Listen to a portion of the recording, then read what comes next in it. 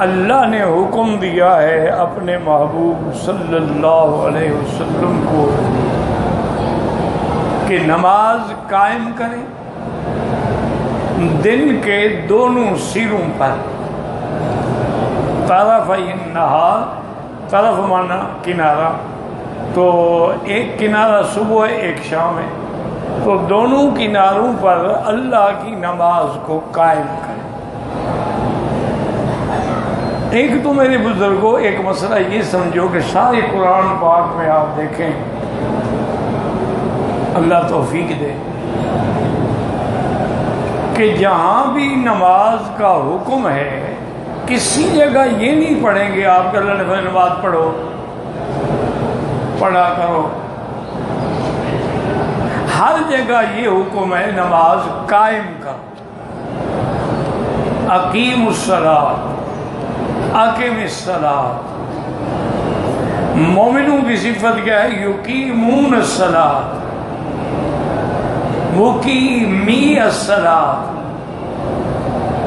تو ہر جگہ جیسے یہاں ہے اقیم الصلاۃ طرفی النہار وزلفا من اللیل، تو قائم کرنے کا کیا مطلب؟ بھی نماز قائم کر۔ قائم جو کرنے کا معنی یہ ہے جو بزرگوں نے مفسرین نے فرمایا ہے، حضرت ابن عباس نے، ان کے شاگردوں نے، کہ قائم کرنے کا معنی یہ ہے کہ اداؤہا فی وقتہا بشروطہا و ارکانہا۔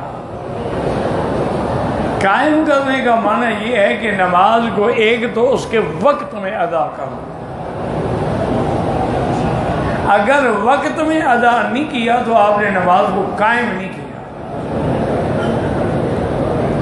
کہ صبح کی نماز ہے، سورج نکلنے والا ہے اور یہاں پہ اللہ اکبر اللہ اکبر کر کے ٹکرے مار رہا ہے، یہ نماز نہیں ہے۔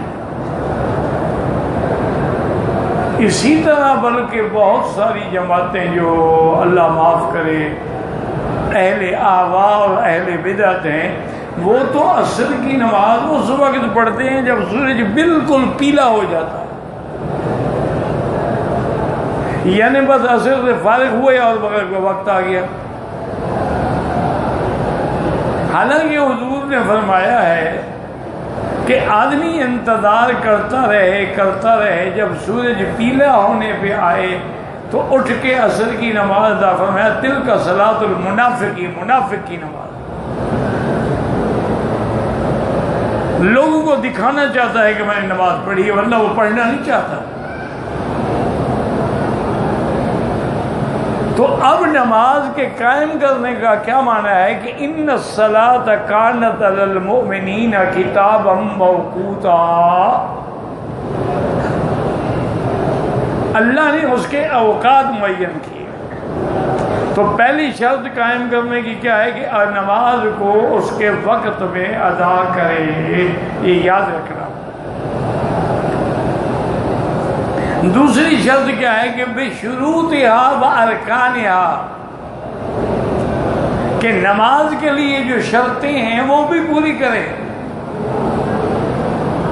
اور نماز کے جو ارکان ہیں وہ بھی ادا کرے۔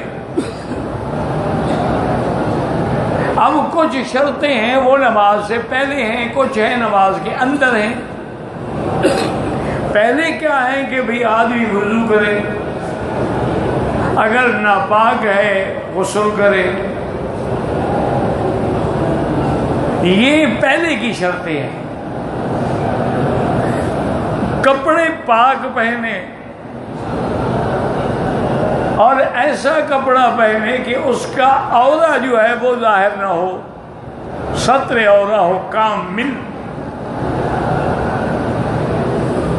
مرد کا عورہ کیا ہے؟ ناف سے لے کر گھٹنوں تک، یہ جو حصہ ہے نا اس میں 1 انچ کے برابر بھی جگہ ظاہر نہ ہو۔ اگر ہوگی تو نماز نہیں ہوگی، ستر عورہ شرط ہے۔ اور عورتوں کے لیے تو سر سے لے کر پاؤں تک جو ہے وہ عورہ ہے۔ صرف نماز میں وہ منہ کھول سکتی ہے، ہاتھ کھول سکتی ہے، پاؤں کھول سکتی ہے، لیکن باقی کپڑا اگر ایسا چست ہے بدن پر کہ ہر عضو نظر آتا ہے، نماز نہیں ہوگی۔ یا اتنا باریک ہے کہ اس سے مثلاً سر پہ دوپٹہ ہے لیکن بالوں کا بھی رنگ نظر آ رہا ہے، تو نماز نہیں ہوگی۔ اس نے کپڑے پہنے ہوئے ہیں، شلوار قمیض پہنی ہوئی ہے، لیکن وہ اتنی لون کی باریک ہے کہ اس کے بدن کا اندر سے رنگ بھی نظر آ رہا ہے۔ اگر دھوپ سامنے آ جائے، لائٹ سامنے آ جائے تو نماز نہیں ہوگی۔ اسی لیے میری بہنیں اور میری بیٹیاں غور کریں کہ نماز بھی پڑھیں اور نہ ہو تو فائدہ کیا ہوا۔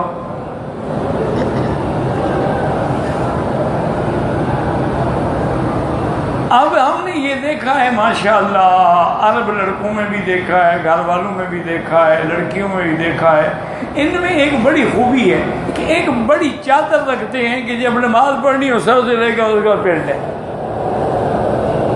ٹھیک ہے، نیچے ان کے کپڑے جیسے بھی ہیں، لیکن اوپر تو کاپڑ کے کپڑے نے، چادر نے ڈھانپ لیا نا، اور نماز بھی انہوں نے گھر میں پڑھنی ہے، باہر تو جانا ہی نہیں۔ تو اس لیے ہمیشہ یاد رکھیں، اور اسی طرح ایک شرط یہ بھی ہے کہ نماز پاک جگہ پر پڑھیں۔ اگر جگہ پلید ہے نماز نہیں ہوگی۔ اسی طرح نماز وہاں پڑھیں کہ وہ ارض مغصوبہ نہ ہو، یعنی کسی سے زبردستی زمین چھینی ہوئی اور مسجد بنا دی، وہاں بھی نماز نہیں ہوتی۔ اسی طرح اگر تم نے وہ مسجد جو ہے وہ یعنی بینک نے بنائی ہے، انشورنس والوں نے بنائی ہے حرام کے پیسے سے، وہاں بھی نماز نہیں ہوتی۔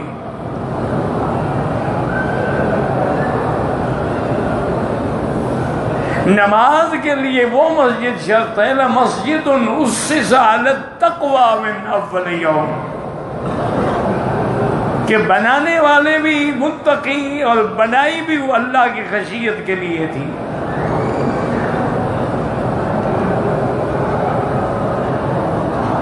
یعنی ان کے دل میں یہ تھا کہ اللہ کی عظمت ہے، اللہ کا گھر ہے، فی بیوت اذن اللہ ان ترفع وَيُذْكَرَ فِيهَا اسْمُهُ۔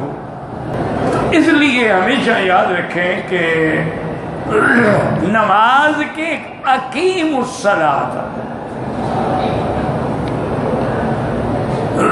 اور اسی طرح اقامت صلاۃ کی یہ بھی شرط ہے کہ اس کے ارکان پورے ادا کیے جائیں۔ کیا مانا؟ جب کھڑے ہو تو بالکل صحیح طریقے سے کھڑے ہوں۔ اچھا، ایک آدمی اگر کھڑے ہونے پہ قادر ہے تو بیٹھ کے نماز نہ پڑھے۔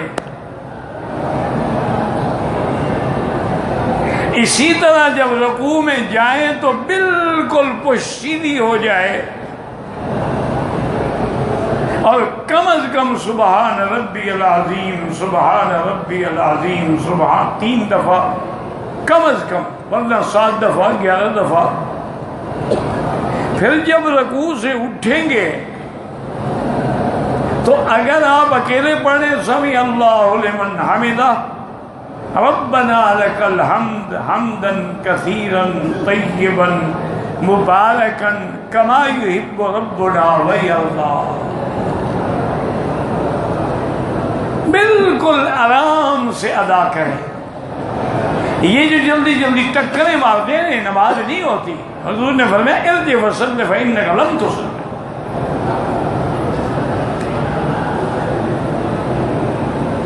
اور اسی طرح جیسے آپ نے دیکھا ہے، ہمارے بزرگ ہیں 80 سال عمر ہو گئی ہے، نماز شروع کریں گے تو یوں کھڑے ہوتے ہیں، کہاں پتہ نہیں یہ کہاں سے ہم نے پڑھا ہے، کان پکڑ کے نماز شروع کرو۔ ہاں پہلے تو یہ تھا بچے نماز نہیں پڑھتے تو کان پکڑ کے نماز پڑھوائی جاتی ہے، اب تم تو بڑے ہو گئے ہو۔ اچھا، کوئی ہمارے یہاں بالکل آتے ہیں اللہ، پتہ نہیں یہ کہاں سے نیت سیکھی ہے۔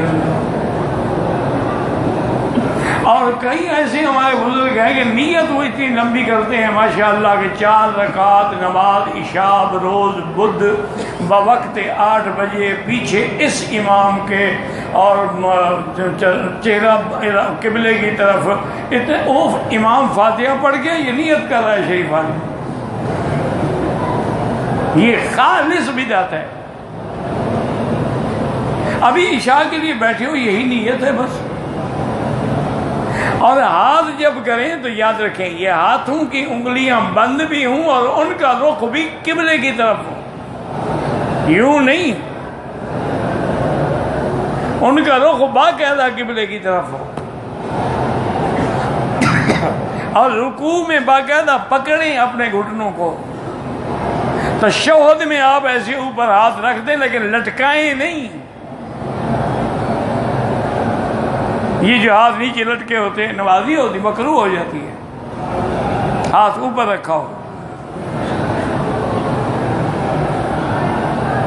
اور اسی طریقے سے یاد رکھیں کہ نماز کے بعد جب سلام پھیر لیں گے تو پھر وہ تسبیحات ہیں. تسبیحات سیدہ فاطمہ کے نام سے تسبیحات فاطمہ، سبحان اللہ، الحمدللہ، اللہ اکبر، لا الہ الا اللہ وحدہ. اس کے بعد اللہ اکبر السلام و منک السلام دعا ہے. اور یہ کی بات یاد رکھیں کہ جن نمازوں کے بعد سنت ہے، مثلا عشاء کے بعد سنت ہے، مغرب کے بعد سنت ہے، تو وہاں زیادہ ذکر اذکار نہ کریں. تھوڑے سے کر کے پھر آپ سنت پڑھ لیں، بعد میں ذکر اذکار پورے کریں. اور جن نمازوں کے بعد سنت نہیں ہے، جیسے فجر کے بعد کوئی سنت نہیں، عصر کے بعد کوئی سنت نہیں، تو اب نماز کے بعد آپ پورے ذکر کریں. اور ذکر کا معنی بھی یہی ہوتا ہے کہ ذکر ہر لحاظ سے، جیسے قرآن پاک میں ہے نا کہ الا بذکر اللہ تطمئن القلوب. کھڑے ہو تو ذکر، بیٹھے ہو تو ذکر، ہر حال میں ذکر. اور یہ کب ہوگا؟ جب ذکر دینے صرف زبان سے نہیں، دل سے بھی، زبان سے بھی، ہر لحاظ سے ذکر ہوگا. اور وہ میں نے عرض کیا تھا حدیث تھی کہ میرے جلال کی وجہ سے جو محبت کرتے ہیں، بھئی وہاں لفظ جمال کیوں نہیں آیا؟ حالانکہ محبت کا تعلق جمال سے ہے، جلال سے تو ڈر ہوتا ہے. وجہ یہ ہے کہ اگر جمال آ جاتا نا تو یہ ہمارے جو آج کل کے صوفی لوگ ہیں کہتے دیکھا حدیث میں آ گیا نا کہ جمال، ہم بھی تو لڑکے لڑکیوں کا جمال دیکھ کے عاشق ہوتے ہیں نا. ایک آدمی حضرت تھانوی کے پاس ہے، اس نے کہا حضرت آپ ناراض تو ہوتے ہیں لیکن یہ جو حسین لڑکے اور لڑکیاں ہیں نا یہ بھی تو آئینہ جمال ہے نا، ہم اس شیشے کو دیکھ کے حقیقت تک پہنچتے ہیں. فرمایا ہاں بھائی یہ آئینہ تو ہے لیکن ہے آتشی آئینہ، جو دیکھے گا انشاءاللہ جل جائے گا. اسی لیے فرمایا دیکھا نہیں آپ نے کہ عاشق ہر وقت جلتا رہتا ہے، اس کو سکون ہے ہی نہیں، چونکہ وہ آتشی آئینے کے چکر میں ہے نا. تو اللہ نے فرمایا نہیں جمال نہیں، میرے جلال، میری عظمت، میری شوکت، میری شان، میری ہیبت سے وہ ایک دوسرے سے محبت کرتے ہیں اور میرے ذکر میں مشغول ہوتے ہیں. اس لیے ہمیشہ یاد رکھیں سکون سے ایک نماز پڑھو وہ بہتر ہے کہ ٹکرے مارو اور 100 نفل پڑھو.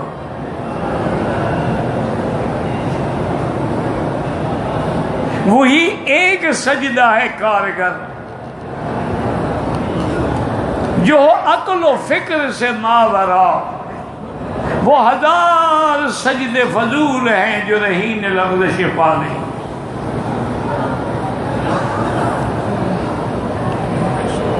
ایک طواف کرو لیکن طواف ہو، ٹکرے نہیں ہوں، دوڑ کے کبھی اس کو ہاتھ مارا، کبھی اس کو ہاتھ مارا، کبھی اس عورت کے چہرے پہ ہاتھ نظر ڈالی، کبھی اس پہ نظر ڈالی. ساری عبادت عمرہ شمرہ یہی الحمدللہ ختم ہو جاتا ہے.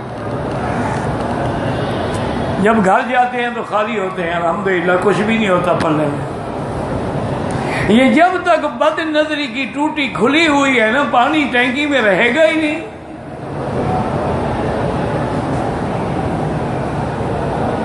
اور اب اللہ نے فرمایا میرے مدنی اقیم الصلاۃ طرفی النہار۔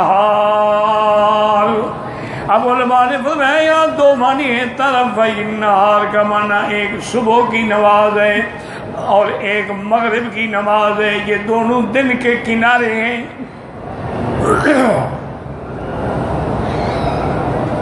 اور بعض علماء حضرت مجاہد قتادہ فرماتے ہیں کہ نہیں، مغرب کی نماز تو سورج غروب ہونے کے بعد ہوتی ہے، لہذا دن تو ختم ہو گیا ہے۔ یہاں تو لفظ ہے نہار کا، طرفی النہار۔ انہوں نے فرمایا اس سے مراد فجر اور عصر کی نماز ہے۔ اچھا، اللہ کی شان یہ ہے کہ یہاں فجر کا بھی ذکر آ گیا، عصر کا بھی، مغرب کا بھی آ گیا، اور رات کا بھی آ گیا۔ وَزُلَفًا مِّنَ اللَّيْلِ، زُلْفًا زُلْفًا یعنی قطع رات کے حصے میں، اس میں عشاء بھی آ گئی۔ اور بعض علماء فرماتی ہیں کہ مغرب اور عشاء دونوں رات میں آ گئیں، چونکہ سورج ڈوب گیا، رات شروع ہو گئی۔